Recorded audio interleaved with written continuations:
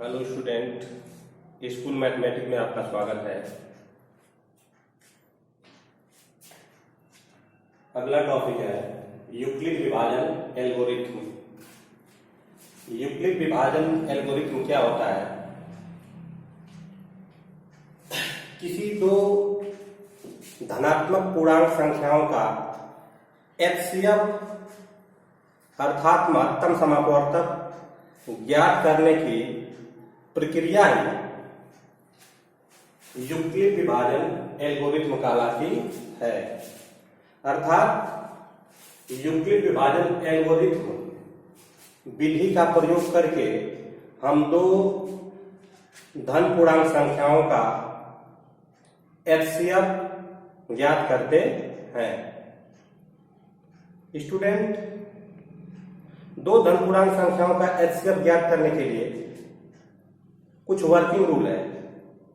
उस working rule को हम लोग सीखेंगे और वर्किंग रूल कैसे चरणबद्ध स्टेप बाय स्टेप लगाते हैं और दो धनात्मक पूर्ण संख्याओं का एचसीएफ निकालते हैं।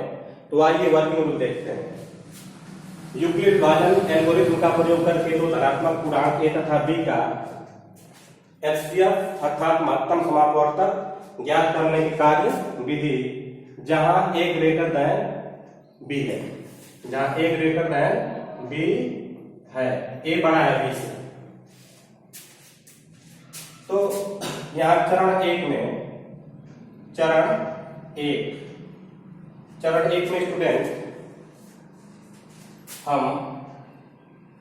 हम ए तथा बी पर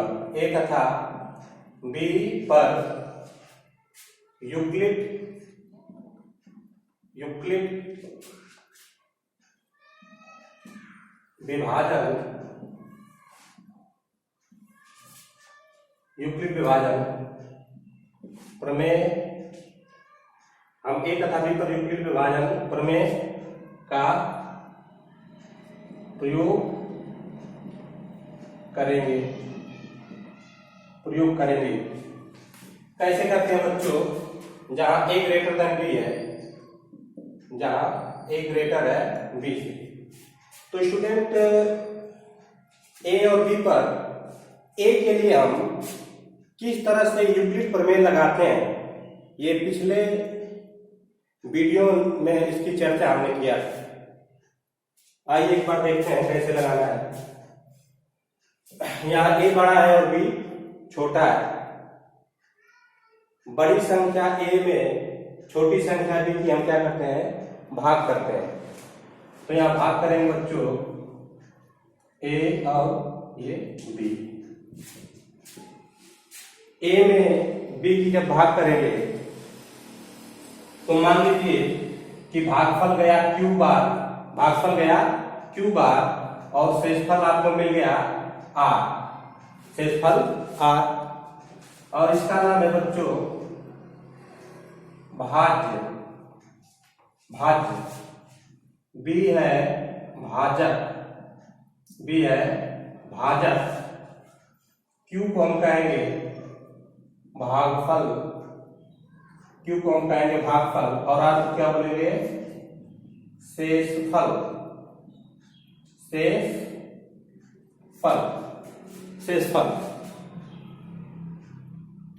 और जो यूक्लिड विभाजन प्रमेयिका है, ये आप लोग पहले से इससे परिचित हैं। एक सूत्र होता है बच्चों, भाज्य बराबर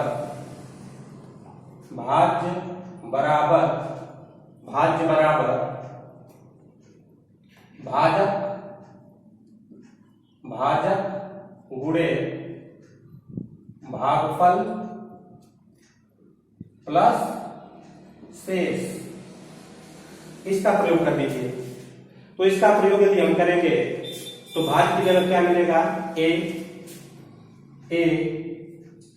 ए बराबर बी क्यू प्लस आर।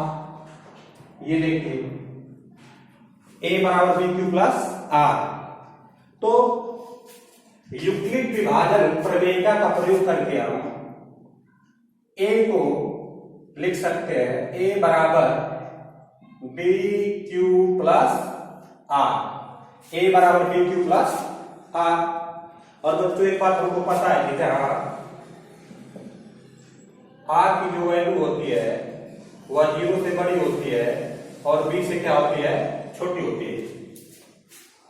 तो बच्चों ए और बी पर हम यूक्लिड विभाजन प्रमेय का प्रयोग कैसे किए हैं, देखिए बड़ी संख्या ए छोटी संख्या बी है।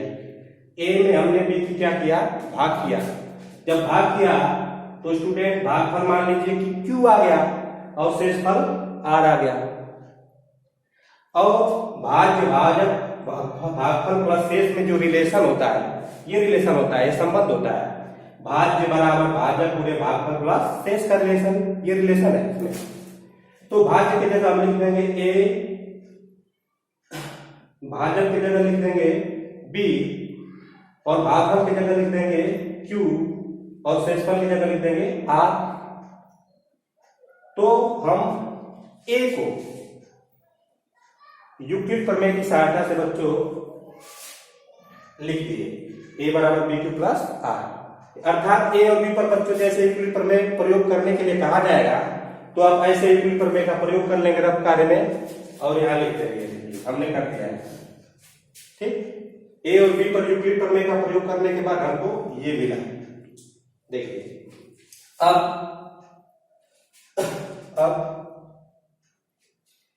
चरण दो में, चरण दो स्टेप नंबर 2 में, स्टेप 2 में बच्चों हम क्या करेंगे, यदि आर बराबर 0 हो, यदि आर बराबर 0 हो, इसमें देखेंगे बच्चों ए बराबर B Q plus R. R में आप शेषफल को देखेंगे, यदि शेषफल 0 है तो यदि आर बराबर 0 है तो ए तथा बी का HCF, ए तथा बी का HCF, अर्थात ए बी बराबर बी होगा। क्या होगा, बी होगा बच्चों। ठीक,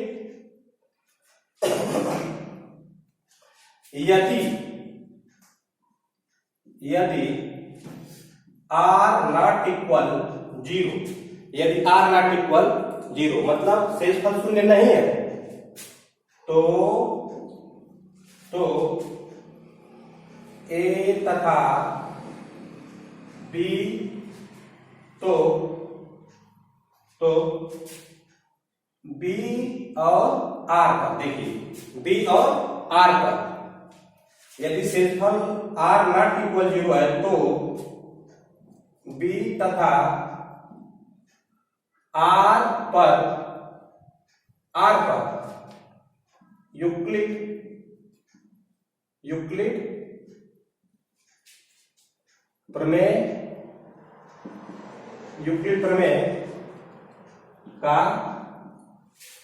प्रमेय का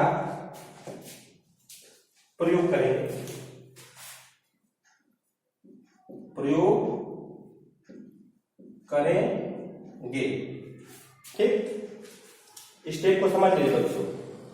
आप ए और बी पर यूक्लिड प्रमेय जब लगाएंगे तो आपको मिलेगा ए बराबर बी क्यू प्लस आर। इसमें शेषफल आप चेक करेंगे, यदि शेषफल 0 है तो ए तथा बी का HCF, अर्थात ए तथा बी का HCF होगा बी। यदि शेषफल 0 नहीं है तो बी तथा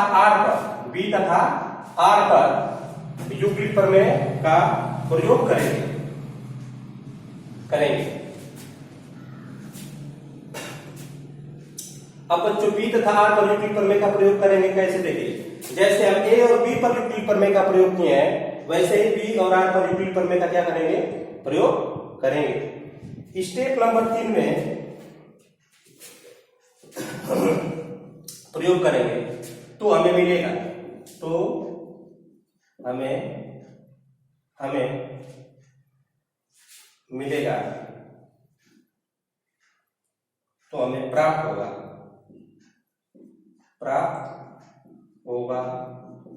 क्या प्राप्त होगा बच्चों? जब बी और आर पर यूक्लिड प्रमेय का प्रयोग करेंगे तो हमें प्राप्त होगा, और यहाँ स्टूडेंट बी ग्रेटर है इससे आर से, बी ग्रेटर है आर से, तो फिर वही प्रोसेस, फिर वही प्रक्रिया अपनाएंगे। देखिए बी में आर की भाग करेंगे बच्चों, तो इस बार नया शेषफल आपको मिलेगा। नया शेषफल क्या मिलेगा? Q dash. मान लेते हैं कि नया शेषफल क्या मिला? क्यू डैश मिला। नया शेषफल क्यू डैश मिला, और इस बार नया शेषफल जो होगा वो मिलेगा आर डैश। नया शेषफल मिलेगा आर डैश। अब बी के ऊपर यदि हम यूक्लिड प्रमेय का प्रयोग करें तो बी को हम कैसे लिखेंगे?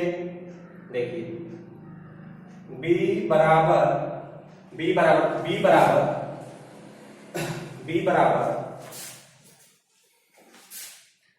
आर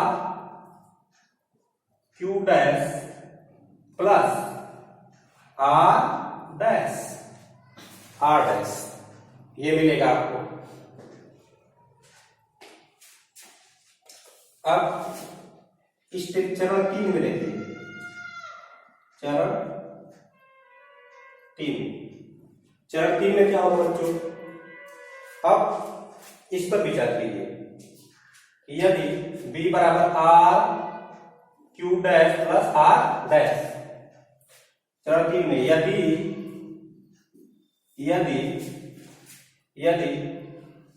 आर डैश बराबर 0 हो जाए, ये नया जो शेषफल है स्टूडेंट वो शून्य हो जाए, तो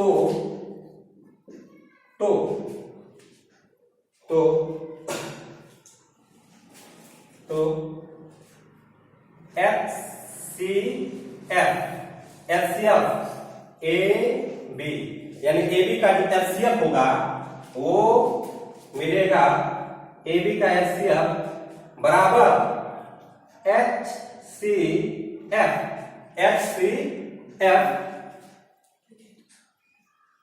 B R, HCF B R, यानी बी और आर का एचसीएफ बराबर मिलेगा हमको आर मिलेगा, यानी ए और बी का जो एचसीएफ होगा वो आर होगा, और बी और आर का, ये देखिए बी और आर का जो एचसीएफ होगा बच्चों वो भी क्या होगा? आर होगा। ठीक, यदि आर डैश नॉट इक्वल 0, तो आर डैश नॉट इक्वल 0, तो देखिए यदि आर डैश नॉट इक्वल 0 तो आर और आर डैश पर पुनः आर और आर डैश पर यूक्लिड प्रमेय लगाएंगे, तो आर तथा आर डैश पर यूक्लिड प्रमेय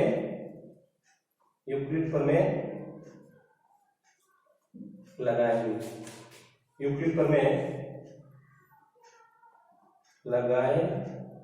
यूक्लिड प्रमेय लगाइए।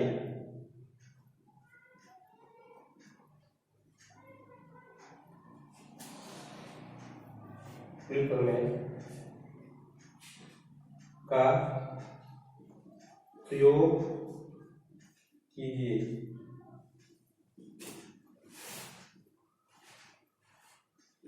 देखिए तब फिर बच्चों आर और आर, जब आपका शेषफल आर डैश शून्य नहीं होगा तो पुनः आर तथा आर डैश पर यूक्लिड प्रमेय का क्या करेंगे? प्रयोग करेंगे, और ये प्रोसेस आप तब तक करते रहेंगे जब तक शेषफल शून्य न हो जाए। जिस स्टेप पर बच्चों शेषफल शून्य हो जाता है वहीं आपका एचसीएफ निकल जाता है। ठीक।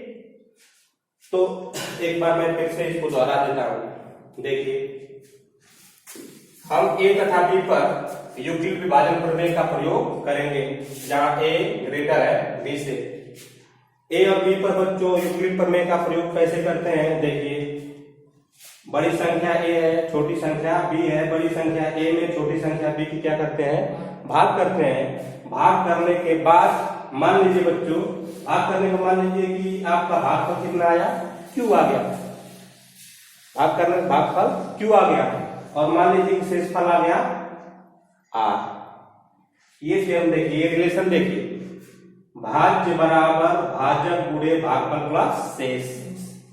इस पर भाज्य की जगह रख दीजिए ए बराबर भाजक की जगह बी,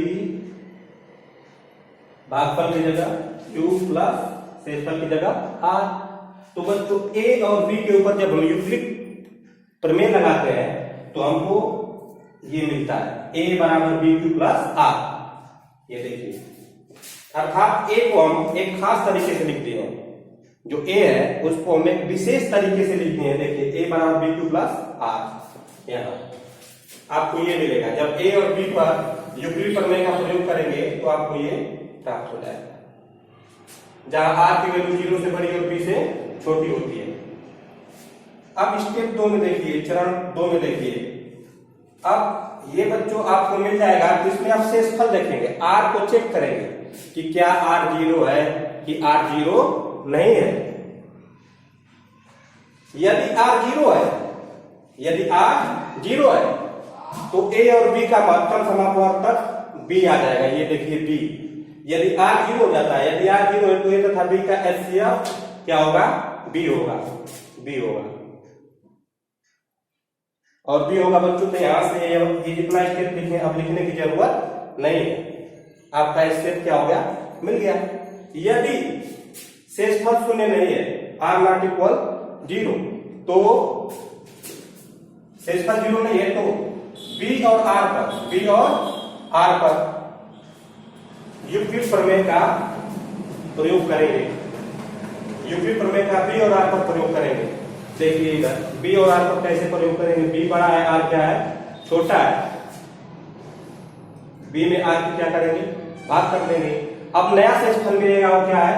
क्यू डैश, सॉरी, नया भागफल मिलेगा क्यू डैश और नया शेषफल मिलेगा आर डैश। तो इसको भी हम इसी सूत्र पर रख देंगे। भाज्य कितना है? भाज्य है बी, भाजक कितना है? आर। तो प्रयोग करेंगे, ये प्राप्त होगा। चरण 3 में देखिए, यदि आर डैश, जो नया शेषफल प्राप्त हुआ है, यदि आर डैश 0 हुआ तो, यदि आर डैश 0 हुआ तो एचसीएफ ए बी, यानी ए और बी का जो एचसीएफ होगा वो कितना होगा? आर होगा। क्या होगा? आर होगा। ए और बी का एचसीएफ कितना होगा? आर होगा।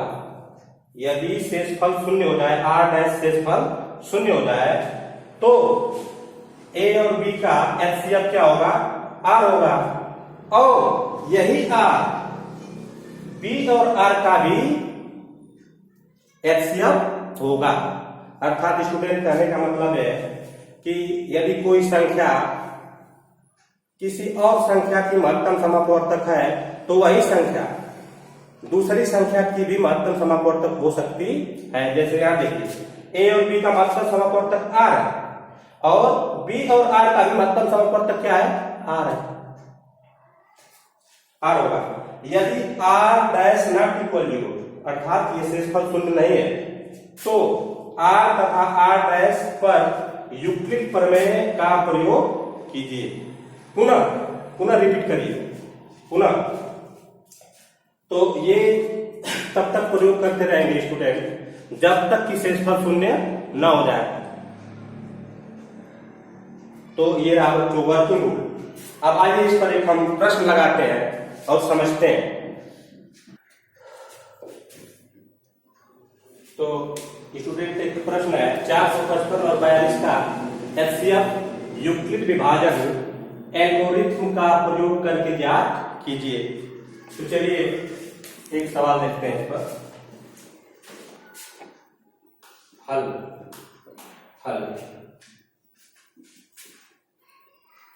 यहाँ 455 ग्रेटर है 42 से, 455 ग्रेटर है 42 से। हम 455 और 42 पर यूक्लिड विभाजन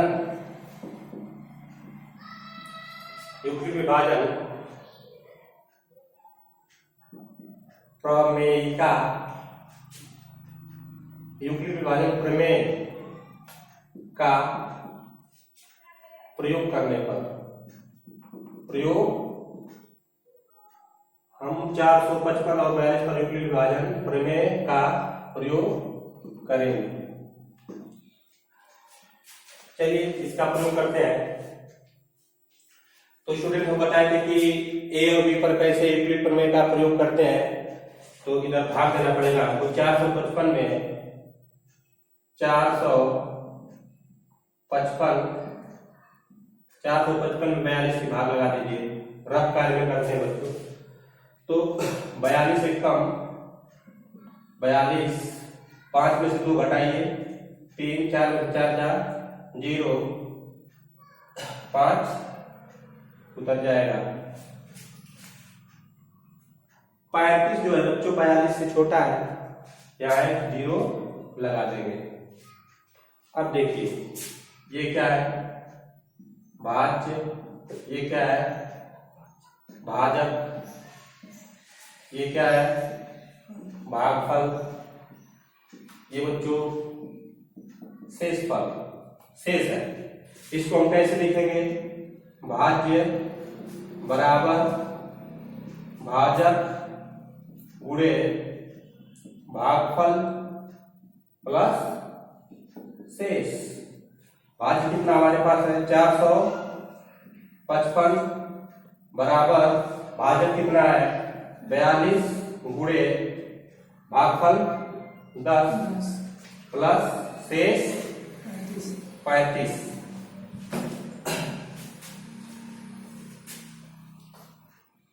तो 455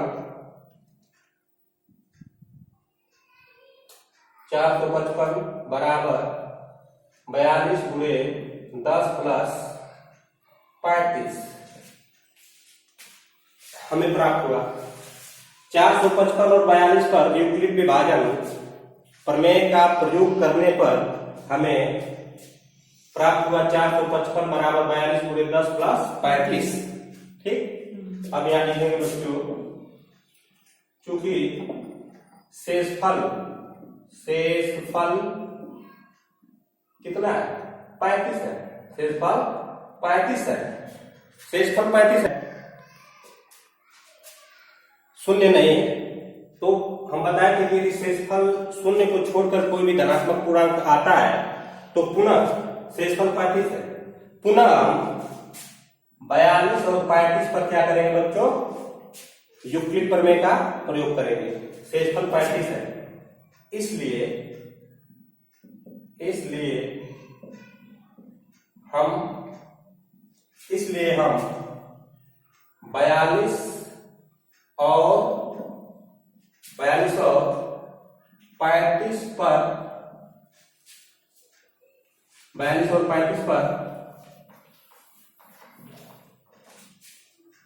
यूक्लिड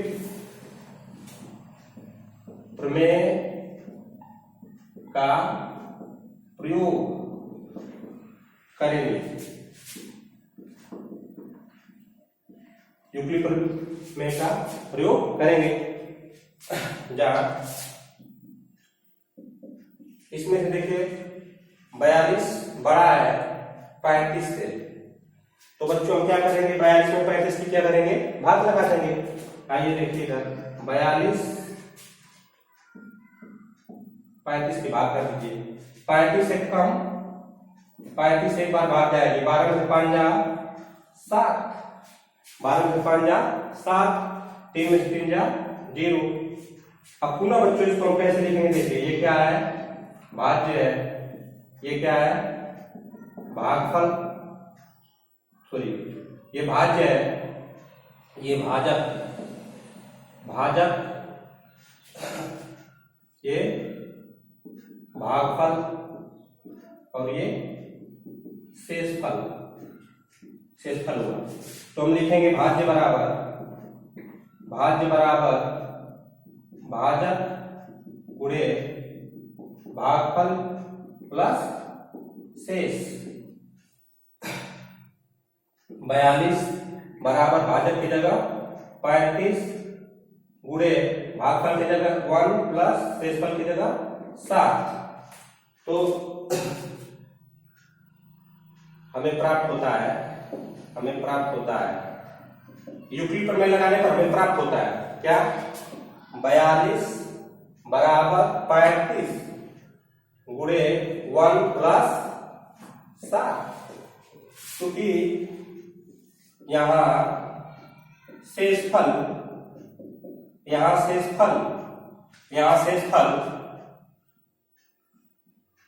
7 है। क्या है? 7 है बच्चों। अभी भी शेषफल शून्य नहीं हुआ, शेषफल 7 है।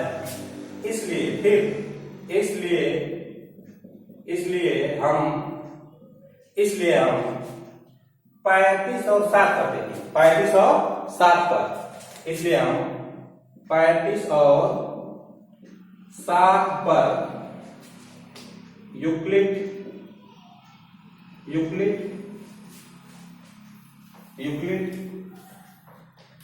करेंगे, यूक्लिड प्रमेय का प्रयोग करेंगे। जहां देखिए 35 क्या है? ग्रेटर है इससे, 7 से। 35 ग्रेटर है 7 से, तो 35 में बच्चों 7 से भाग लगाते, 7 बचे 35, ये क्या हुआ? 0 हो गया। शेषफल शून्य आ गया, अब इसको देखिए ये क्या है? भाज्य है, भाजक, ये है भागफल और ये क्या है? शेष। ठीक, तो बच्चों हम लिख देंगे भाज्य बराबर भाजक। तो हमें प्राप्त होता है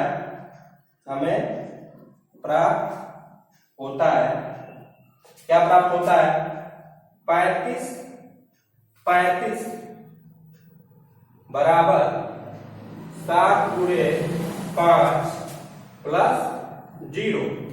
यहाँ शेषफल बराबर 0 हुआ। शेषफल क्या होगा स्टूडेंट? 0 हुआ। इसलिए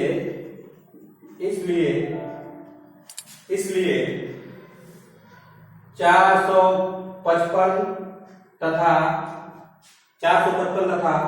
42 का एचसीएफ क्या होगा स्टूडेंट? 7। क्या होगा?